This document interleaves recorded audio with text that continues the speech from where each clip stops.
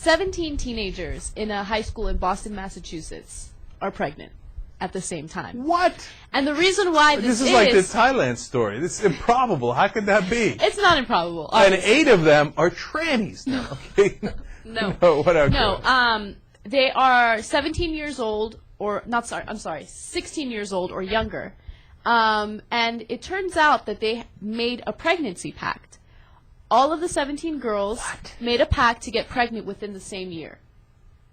Really? Isn't that interesting? That is interesting. All of the girls come from families that are very similar and also have the same motivations to become pregnant. They say that they lack love in their life.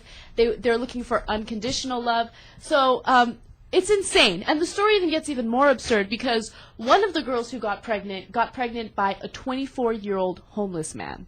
Oh, come on. No, no, no. Somebody else had to volunteer. Oh, come on. You could have done better than that. This is a terrible story. What do you...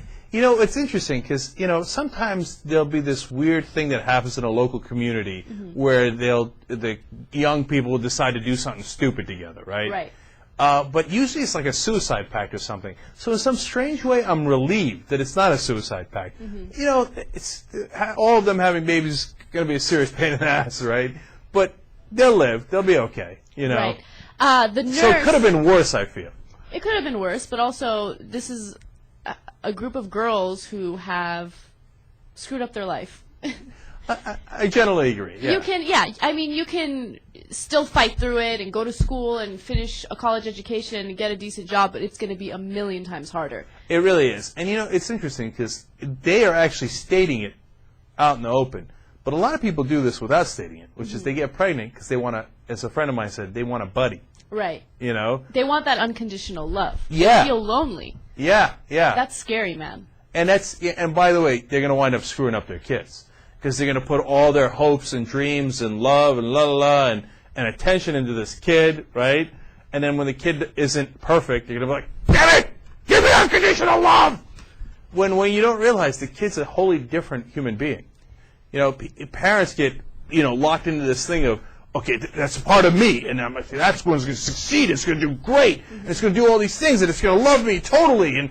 And when it doesn't, because it's a different human being than you, sometimes parents go mental.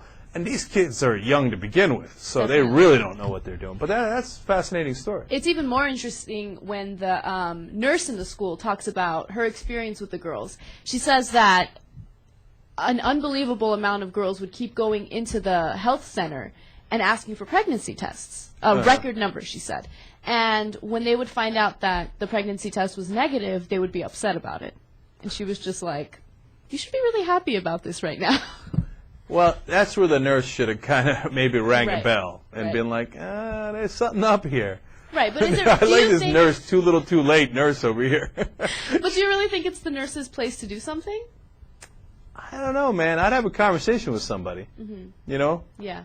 If I thought something was up. But I think that there are confidentiality, you know, issues. No, I'd rat him out. You would? No, I'm kidding. I wouldn't necessarily rat him out, but I might go to the principal and be like, hey, you know what? Should we have a conversation with these folks about this thing? Because it's kind of questionable, right?